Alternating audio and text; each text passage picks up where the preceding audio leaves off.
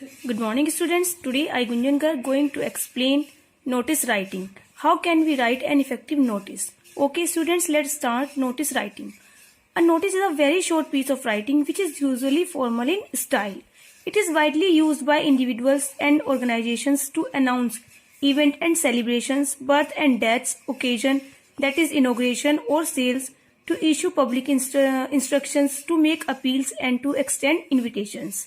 Most notices are meant to be pinned up or pasted on special boards meant for the purpose. Some notices, that is notice from government department, also appear in newspapers. Okay, students, it is how can we write a notice and which occasions we have to write notice. Okay, students, now an effective notice will usually include the following points. Firstly, we have to write name of the organization, institution or office. जिसको हम notice लिख रहे होते हैं तो firstly we have to write name of the organisation, institution और office. Then the word notice. Okay, the third point is date of issuing the notice. फिर हम उसमें डेट मेंशन करते हैं. अ सुटेबल डिस्क्रिप्शन, कैप्शन और heading. और उसके बाद हम उसका ए सुटेबल डिस्क्रिप्शन और कैप्शन और heading we have to write. Then purpose for which it has been written, that is meeting and appeal etcetera. कि जिस पर्पज से हम नोटिस लिख रहे हैं वो पर्पज है क्या. Detail of schedule, date, time, venue, program, duration, etc. In case the notice is about an event. अगर हम किसी event के ऊपर notice लिखने जा रहे हैं, then we have to write the details of schedule, that is date, time, venue, program, duration, etc. Then at last we have to write signature, name and designation of the person issuing the notice. जो भी person notice को लिख रहा होता है फिर उसके last में सिग्नेचर, उसका नेम और उसका designation. It is important. Then style and tone of the language, formal, semi formal और इनफॉर्मल. वो हमारे नोटिस पे डिपेंड करती है कि हम अगर फॉर्मली लिख रहे हैं तो formal language we have to use, otherwise semi formal और informal. Okay students, now how to write an effective notice. First, list the value points to be included. Firstly we have to list the value points. Then always prepare a rough draft first. अगर आप कोई notice लिखने जा रहे हैं तो आपको हमेशा सबसे पहले एक रफ ड्राफ्ट लिख लेना चाहिए. Then check grammar and style of the language. Then ensure that word limit has been observe. अगर वहां पे वर्ड लिमिट दी हुई है so we have to follow that. Then revise it. एक बार लिखने के बाद उसको रिवाइज करना इंपॉर्टेंट होता है. Then prepare of the final draft. Then draw the box and write the question number. यानी जब हम नोटिस लिखते हैं उसके बाद बॉक्स ड्रॉ करना जरूरी होता है. It is must. Okay students, now while writing a notice, important point to remember. Notice can be used capital letters for details such as names of organizations, caption and important details within message itself. Okay, message में बताया जाता है आपको कि what is the name of the organizations. Okay, then we have to write it. The date of the notice can be placed at the top right or left or bottom right or left hand corner.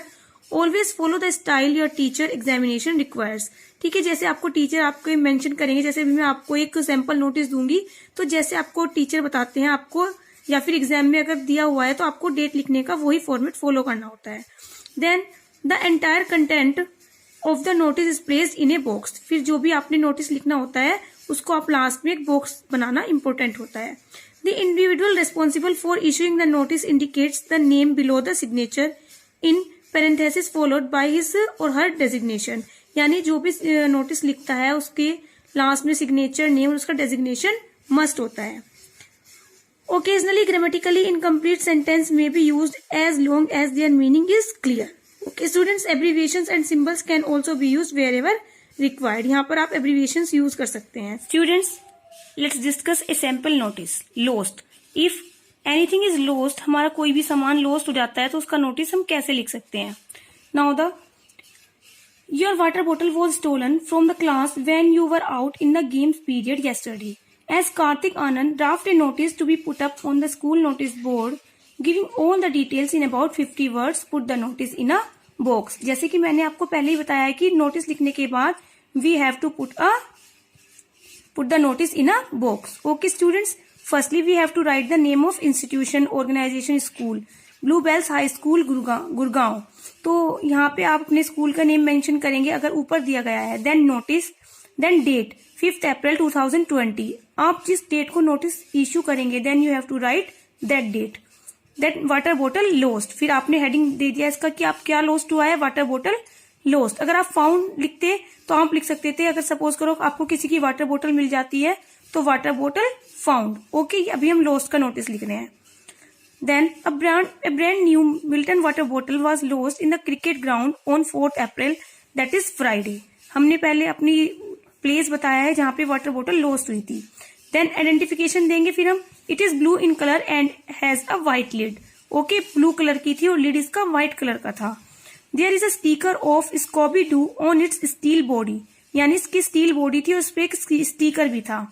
If found please return to the undersign. Undersign जिसकी lost हुई है वही notice लिख रहा है, that's why if found please return it to the undersign. A suitable reward promised, ठीक है, फिर आपने रिवार्ड प्रोमिस कर दिया है। Then you have to write signature, ठीक है, Kartik Anand. Then signature and name of and other details of the writer, फिर आपने अपना नेम लिखना है। You have to write your name in capital letter जैसा एज इट इज यहाँ पे लिखा हुआ है। Then roll number 2 8C। Okay students, I hope you understood. Thank you everyone.